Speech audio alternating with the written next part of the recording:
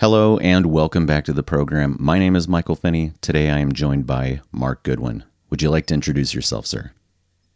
Yes, thank you so much for having me. Excited to be here. Talk some book, talk some Bitcoin, talk some dollar and Nash. And thanks so much for having me, Michael. Absolutely. So let's get into some of your background, where you come from, what you do, why we have connected in general.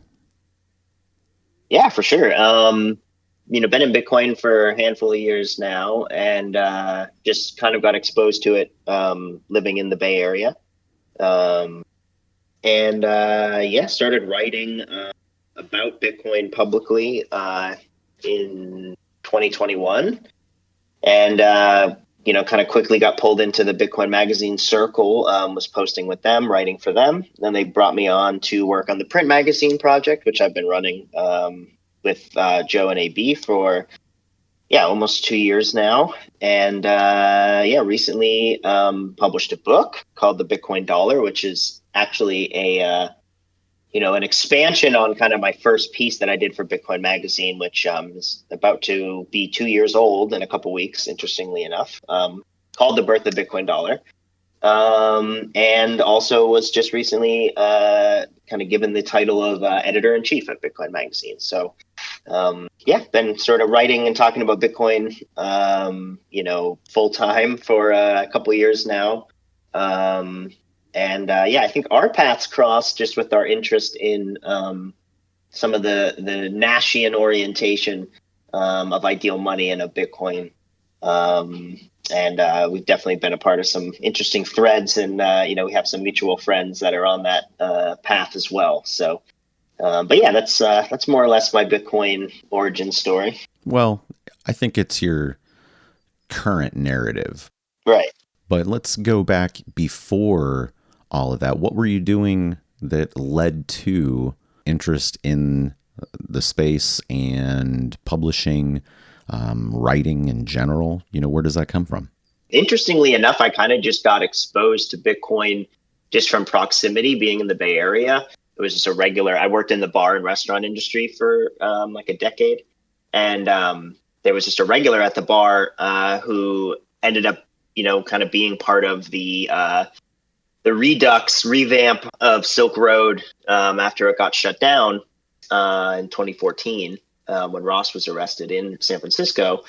This other guy who ended up being a regular at my bar, put up the second one.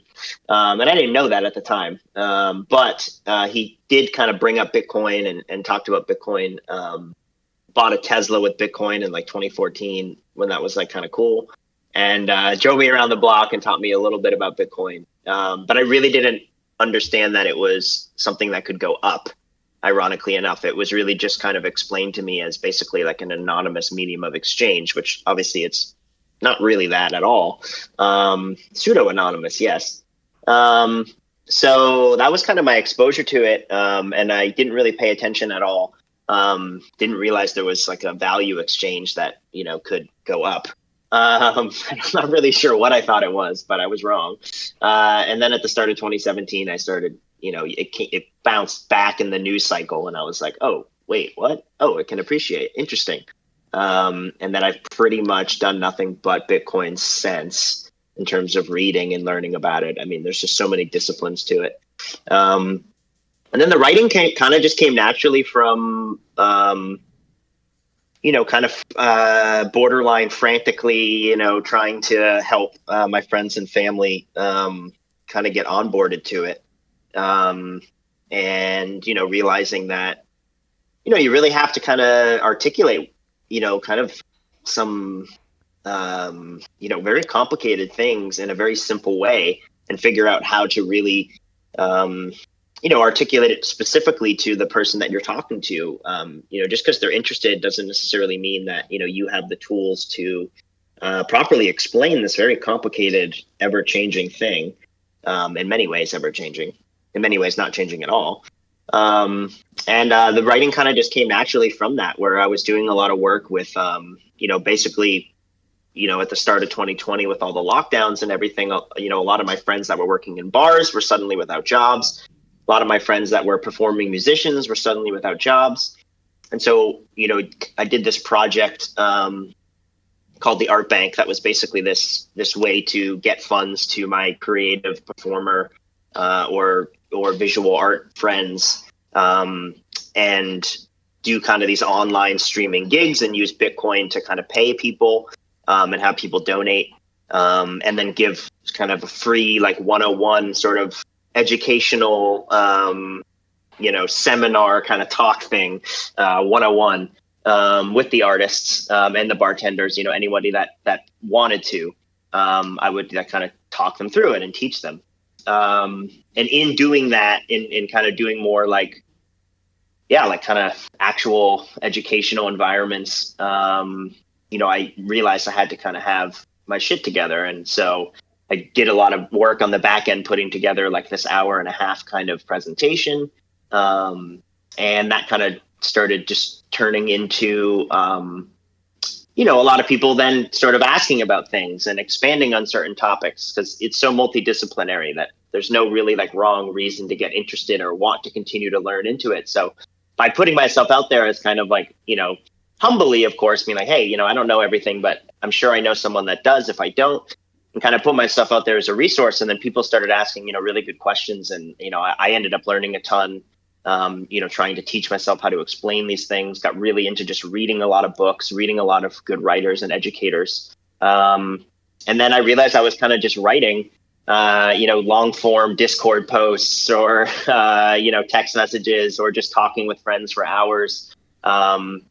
And then, just kind of all kind of coalesced into, I found really writing was kind of my best medium. Let's drill down into that, actually, into the writing aspect. Yeah, please. Because I think that organizing your thoughts visually or in words is high value, and you get a lot out of that, not only in terms of finding the ways that you express yourself, but also in how it gives you a snapshot of where you are and allows you to progress your thinking, and iterate on that as a result of having done that at any point, right? 100%. Where did you start writing? Tell us some of that background in terms of writing.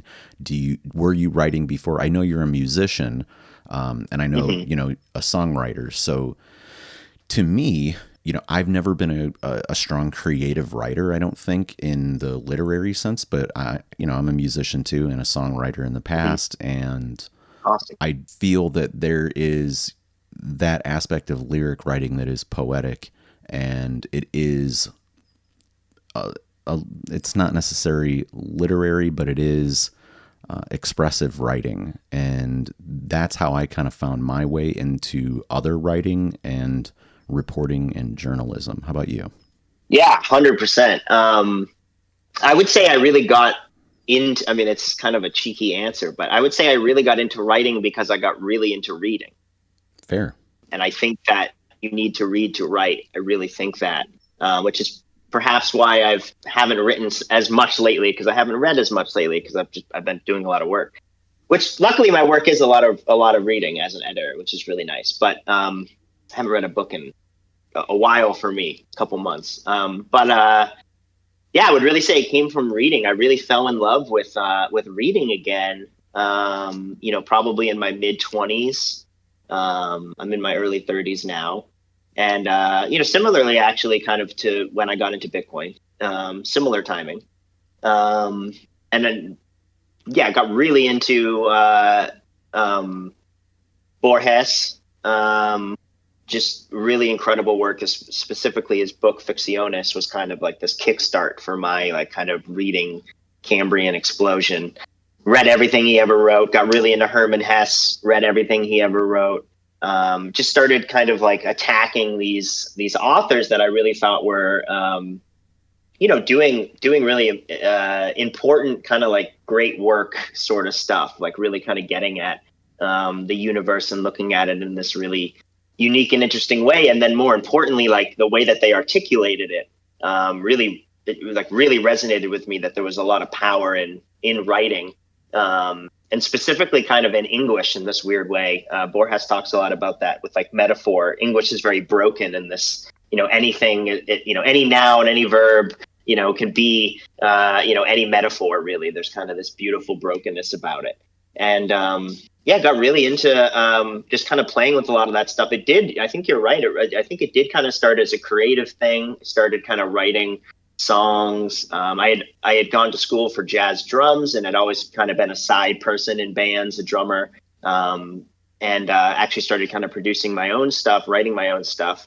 And that was a huge part of it. But really, I think the reading, and it's interesting you talk about going to journalism. I would say I read this book. I got into Steinbeck as well. I read a bunch of his, and he has this book, Travels with Charlie, which is sort of this like proto Gonzo, Steinbeck driving around the country with his dog in the back of his truck and kind of going through America.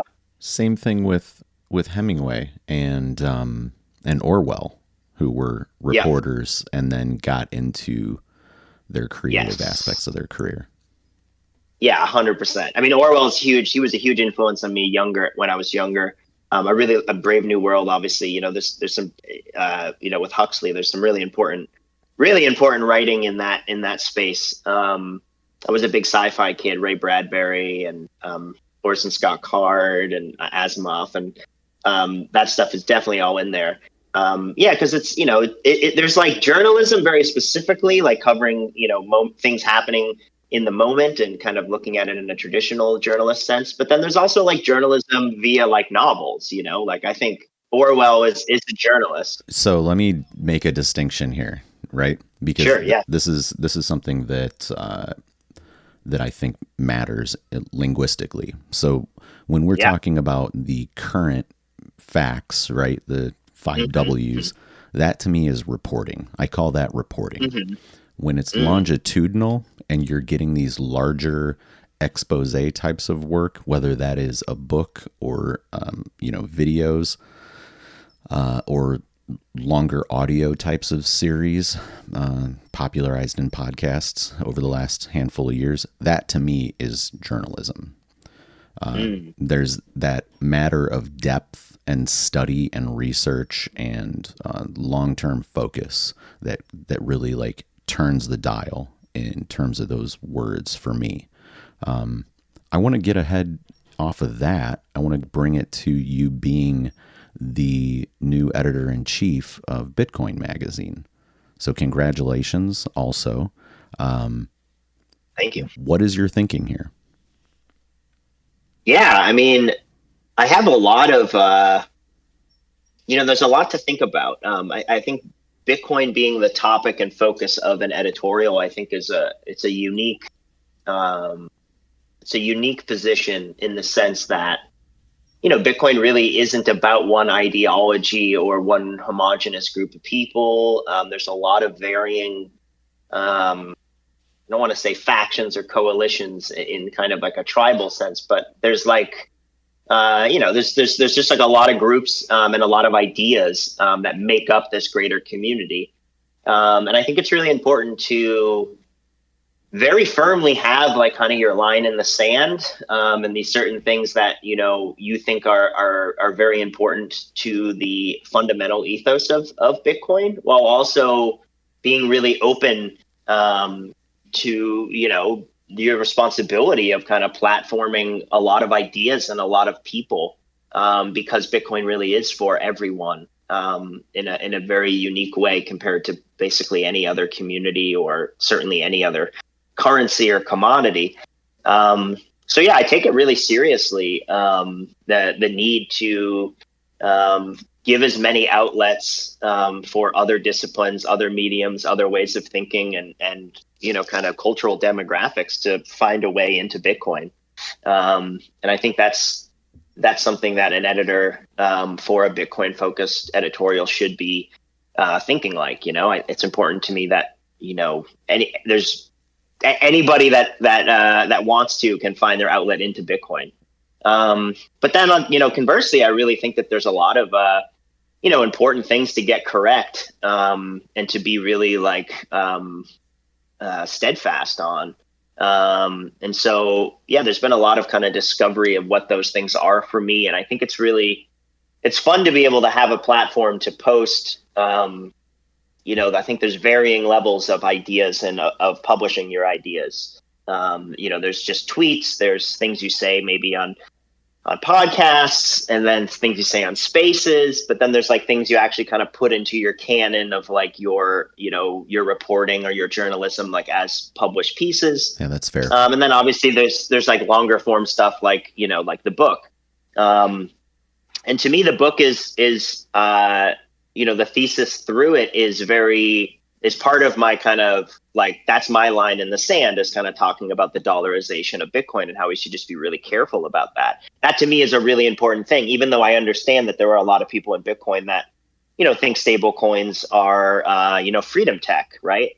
And so, yes, I do think I have to be responsible enough to sort of promote the ideas and the culture that's happening in Bitcoin, again, away from my own biases, but also make my points and stick my flags in the hills when I think it's really important, and kind of separating those two responsibilities. So I feel really lucky. Bitcoin Magazine is really a free speech platform in many ways, and have just in general been really supportive of like really everybody in the Bitcoin community. Anyone is really free to post, a well thought out, well articulated idea. We have people that will help you do it. We love promoting people. If someone has something that they want to write or say about Bitcoin, we really think that we're the place that, that we have the readership, and that's where you should, publish. We really enjoy publishing, everybody from, industry OGs to like new plebs that haven't written anything. And that's really magical. Like I wrote my first piece, on the Bitcoin dollar 2 years ago, this week, basically. And now I have a book out, working on the editorial, a big part of Bitcoin Magazine. And that all came from just like, having an open call for submissions, and having a team of people, working on, kind of helping the plebs kind of get the best possible content out there. I think that's a really powerful thing. So I'm excited to keep doing it. And it's fun now. I've been doing the print editorial for a while, which is a very kind of focused, like kind of art production style thing. Definitely. Just kind of almost more of like a quarterly, like coffee table book. And there's definitely a lot of timely stuff in there, but it's a quarterly release. So it's a little bit more broader strokes. And that's really fun. Really just kind of found the stable of writers that are just really great in their own ways. We really kind of established a pretty cool editorial that I'm really proud of. And now, I get to kind of work more on the .com side and video side and some other things. So, very early on in this process of, I hope people kind of give us some time. And, we just brought on Shinobi to kind of run our online and be our technical editor, which is a huge plus, I think, in every way. So yeah, I'm really excited to see what we all build. I think we've had incredible people basically from the get-go working, and I'm excited with the team we have now, and excited to see what damage we can do together. So let's talk about the book a little bit more. Is it published through, the same outlet as the magazine? Where can people find it? Any details you feel are kind of important in regards to the publication? Yeah, for sure. It was published through Bitcoin Magazine Books. Ellen kind of runs that. She's kind of our legal counsel for the magazine. She's great, really good person. It's kind of a passion project of hers that she got launched with CK. We started with an Alex Gladstein book and an Alan Farrington book, and now we've grown out. I mean, we have a handful of books now. We just released 3, mine, Jimmy Songs, and Eric Kayson's. So it's fun. I mean, it's just another kind of, again, it's just a different part of the medium of journalism. As you said, there's kind of reporting and longer form stuff. And, I'm really excited in general. I think, some people just really respond well to book form things. I'm definitely one of those people. I prefer to get my information through books rather than through like a podcast or something. I just learn better that way. Same. And really, really excited about the book. I was lucky enough to work with with Annabelle, AB Baza is her kind of pen name, who has been my kind of sister in crime, along with Joe Rogers on the print magazine for the last couple of years. She's the head designer, kind of creative designer of Bitcoin Magazine's editorial, and she was kind enough to kind of help me with the cover and put together kind of this really interesting. I really love like kind of old science books and weird occult books, and they always have these really interesting but simple kind of eye grabbing like logos and symbols on them. And I think the cover is nice. Yeah, thank you so much. Yeah, she really did a great job. And really excited about it in general. I think it's it's something that I really hope Bitcoiners read. It's not a very arrogant book. I think it's coming from a very humble place of sort of like, let's just really look at the history here. The first half of the book, kind of gets at, this idea of the Bitcoin dollar, which just in a very reductive way, I'm making sort of an analog to the petrodollar. So the same mechanism that, we created this monopoly through militaristic force in the Middle East on the currency of exchange for oil. We basically recreated that with getting onto Bitcoin and kind of requiring, dollar denominated, purchasing. It's 99% of all, kind of Bitcoin volume is in dollar denominated entities. So that's kind of the first half of the book. And it looks at kind of the history of the dollar system, and how Bitcoin is sort of uniquely placed to, in some ways, it could actually help and perpetuate the dollar system if we kind of allow it to get dollarized. So it really gets into a lot of the nitty gritty there, how interest rates work, how really the reserve currency of the world is not so much the dollar as it is these treasury assets behind it, these reserve assets. And the general thesis of the first part of the book is, I'm not sure Bitcoin can replace the dollar as a medium of exchange necessarily, but it certainly can replace treasuries as the reserve asset for a new financial system.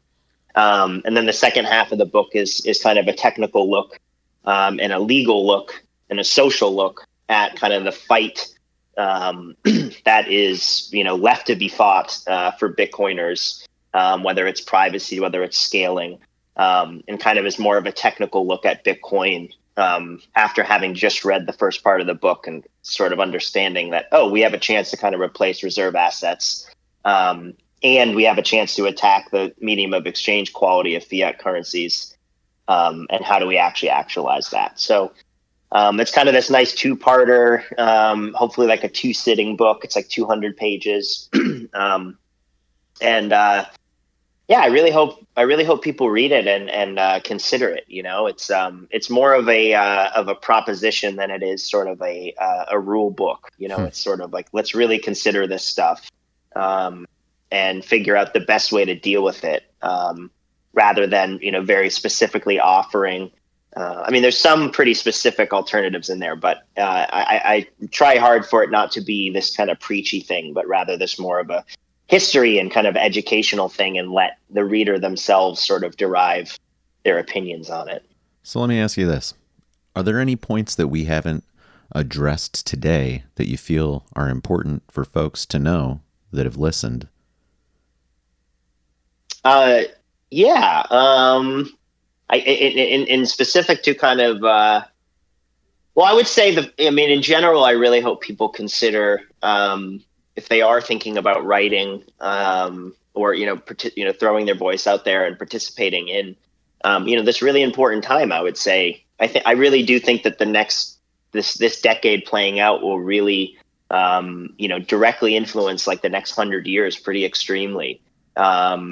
And I think I'm sure a lot of young people say that every decade, but I really think that it's very true this time with, this really big status quo and state change that we might have, with, the way the internet's connecting us, the way computers are connecting us, and the way, this new money that's downstream of the internet and microprocessors, how that could affect us. And I urge people to, to think really carefully, but not be afraid to if they think that they have something that's important that people should really consider and no one else is really talking about it, like I really encourage you to throw your hat into the arena, and just speak your truth and speak, articulately and proudly, because really good things can happen downstream from just being really truthful.